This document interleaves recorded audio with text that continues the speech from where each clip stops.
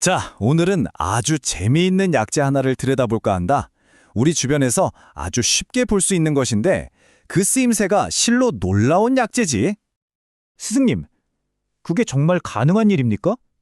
기침을 다스리는 약이 어떻게 귀를 치료할 수 있다는 말씀이신지요? 폐와 귀는 우리 몸에서 전혀 다른 곳에 있지 않습니까? 저는 도무지 이해가 가지 않습니다. 하하, 100번 듣는 것보다 한 번 보는 게 낫다 했지. 첫 번째 사례를 통해 그 원리를 직접 한번 깨쳐보거라.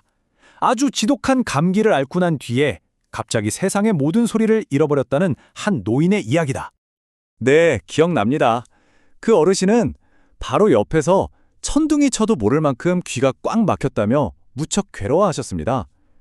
감기는 거의 다 나았는데 이상하게 장기침하고 먹먹한 귀만 남았다고 하셨죠. 그래서 저는 의서에서 배운 대로 신장의 기운은 귀로 통한다는 원리에 따라서 신장을 보강하거나 아니면 귀 주변의 기혈순환을 직접적으로 돕는 치료를 해야 한다고 생각했습니다.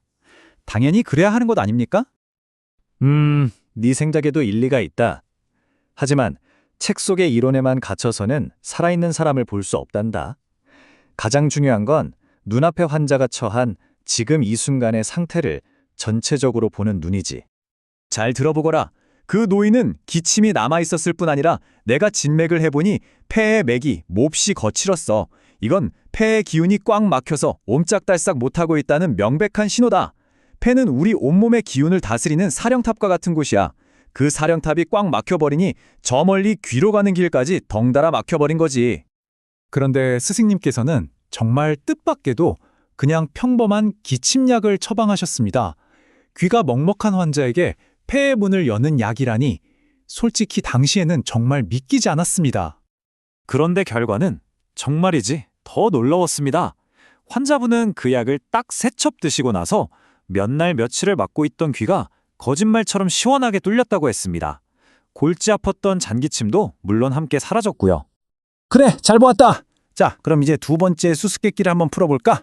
이번에는 아주 오랜 변비로 고통받던 한 젊은이의 이야기다. 아, 그 환자 말입니까?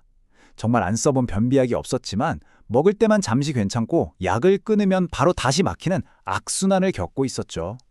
그런데 스승님께서는 이번에도 문제의 장이 아니라 전혀 상관없어 보이는 폐를 다스려야 한다고 하셨습니다.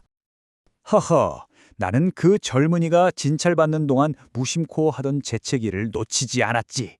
그것이 바로 문제의 핵심을 가리키고 있는 아주 중요한 손가락이었느니라. 한의학에서 폐와 대장은 말이다, 겉과 속처럼 서로 뗄래야 뗄 수 없는 한 쌍의 짝꿍이란다. 차가운 기운 때문에 폐가 잔뜩 움츠려드니까 그 짝인 대장까지 덩달아 꽉 굳어버린 게야. 그러니 제 힘으로 변을 밀어낼 수가 있었겠느냐? 아, 부병취장? 대장과 같은 부라는 기관에 병이 생기면 그 짝이 되는 폐와 같은 장이라는 기관을 치료한다는 원리, 굳어있던 폐를 풀어주니까 대장도 저절로 스르르 열린 것이었군요. 스승님, 말씀을 듣다 보니 마지막 3번째 사례가 딱 떠오릅니다.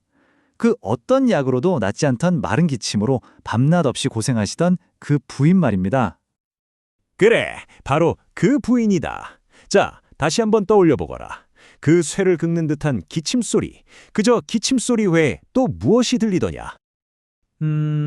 가만히 들어보니 마치 기름칠이 안 된 낡은 기계가 삐걱거리는 소리 같았습니다. 맞습니다.